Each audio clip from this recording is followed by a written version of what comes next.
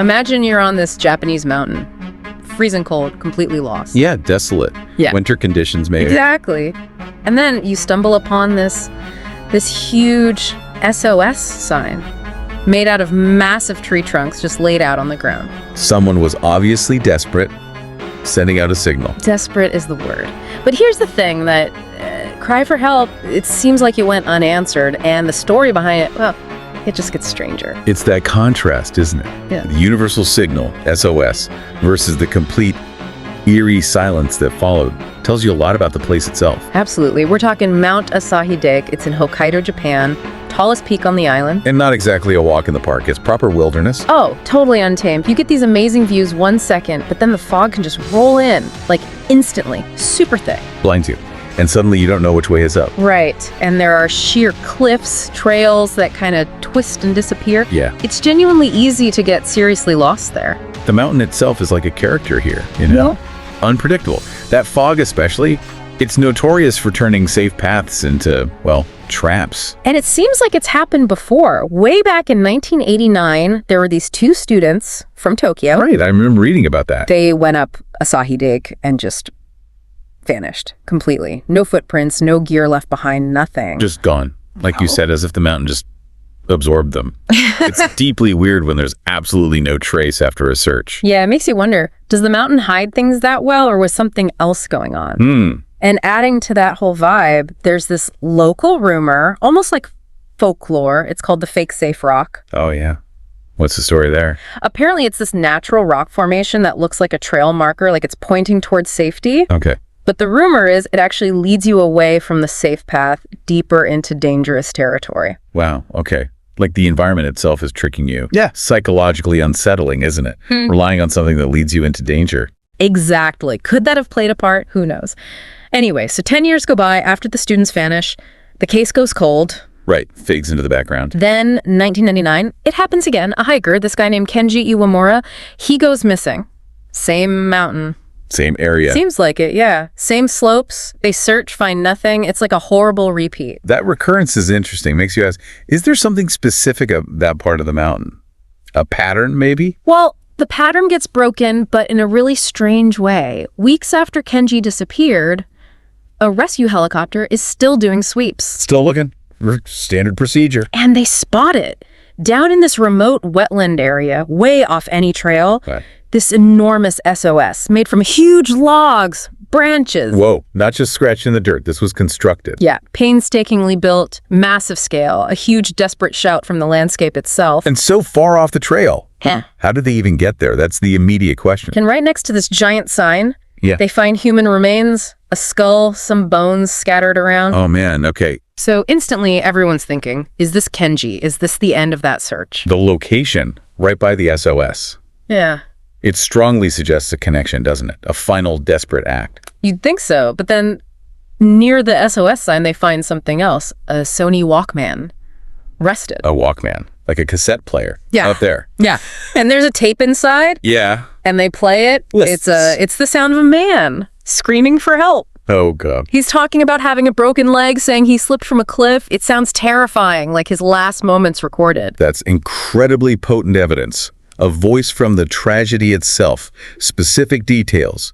2 broken leg, the fall. But here's where it gets murky again. The audio quality is terrible. Yeah. Garbled, distorted. Like degradation. Happens all the time with tapes found like that. So they can't actually confirm if the voice is Kenji's. Forensics tried, but it was just too unclear. Frustrating. A potential key piece of the puzzle, but it just won't give up a clear answer. Ambiguity again. And it gets weirder with the bones. Initially, the investigators thought they belonged to a woman. A woman, not Kenji. That changes everything. Totally. It opened up all sorts of theories. But then further analysis came back, no, definitely male. Okay, so male, back to maybe being Kenji. Except the DNA didn't match Kenji Iwamura. What? No match? No match. So who is this guy? The one who died next to the SOS. If it wasn't Kenji, who was it? One of the students from 89. Someone else entirely. That's a major twist. So we potentially have Kenji missing and an unidentified man dead next to an SOS sign he might not have built with a tape recording that might not be his voice. Exactly. Yeah. And speaking of building it, This is where my head starts to spin. Experts looked at the SOS sign, the sheer size of it, the logs involved. Yeah, you said it was massive. They estimated it would take at least 2 full days of hard labor to build that thing. 2 days, okay. Now, remember the tape? The guy screaming. He mentions a broken leg. Right, broken leg, screaming about falling off a cliff. So how could a guy with a severely broken leg, presumably in agony, build that enormous signal alone over 2 days? It doesn't add up. That's a huge inconsistency, isn't it? The physical feat required versus the described injury. It challenges the idea that the person on the tape is the same person who built the sign, or at least that they did it alone in that condition. And get this, they found no tools at the site, no axe, no saw, nothing. No tools. How do you cut down and move logs big enough for a massive SOS without tools? My point exactly. Even for a healthy person, that's a monumental task without equipment. For someone with a broken leg, it seems, well, impossible. So the lack of tools just reinforces the idea that maybe the builder wasn't the injured person on the tape. Or Kenji wasn't alone. What if someone else was there? A second person. Someone strong enough, able-bodied enough to do the heavy lifting to build that SOS while Kenji was, incapacitated, or maybe even after he'd already passed. Okay, that introduces a whole new dynamic. Yeah. Who was this second person, and critically, where did they go? Why weren't their remains found? Right, let's explore that. Theory 1. 2 hikers get into trouble. Maybe it's Kenji and someone else. Kenji gets hurt badly, the broken leg. The other person is okay, physically at least. So the able-bodied one builds the SOS, a desperate attempt to attract attention. Maybe they stay with Kenji for a bit. But then what? Maybe they leave to find help, trek out, try to reach a trail, but they never make it back. Maybe the mountain claimed them too, just somewhere else. That's plausible. One injured, one tries to get rescued but succumbs to the elements, or another accident themselves. Tragic, but it sits the missing second person idea. Or there's a darker possibility. What if the second hiker did survive? What if they built the sign, maybe left Kenji? Left him. Why? Well, what if they saw the rescue helicopters eventually? Knew help was technically there, but chose to just disappear, slip away unseen. Why on earth would someone do that? Yeah. Leave the scene of a rescue signal they presumably built. Unless there was a reason to hide. Maybe there was a fight. An accident that wasn't entirely accidental, a crime, some secret out there on the mountain they couldn't let come to light. That shifts everything, doesn't it? From a survival story to potentially something else, a cover-up, someone walking away with knowledge they didn't want shared. It suddenly feels less like a tragic accident and more like we're missing a crucial piece of a darker puzzle. The presence of this hypothetical second person opens up these really uncomfortable questions. Yeah, the narrative completely changes if you factor in someone who might have had a reason not to be found or not to report what happened accurately. And then silence. Years go by. The case file just sits there. Nobody comes forward to claim the bones, to say that was my friend or my brother. No new leads from the mountain itself. Nothing. And the SOS sign, that huge symbol of desperation, it just slowly rots away. The logs decay, the branches break down, nature reclaims it. Which is poignant, in a way. Even that massive effort eventually fades back into the landscape.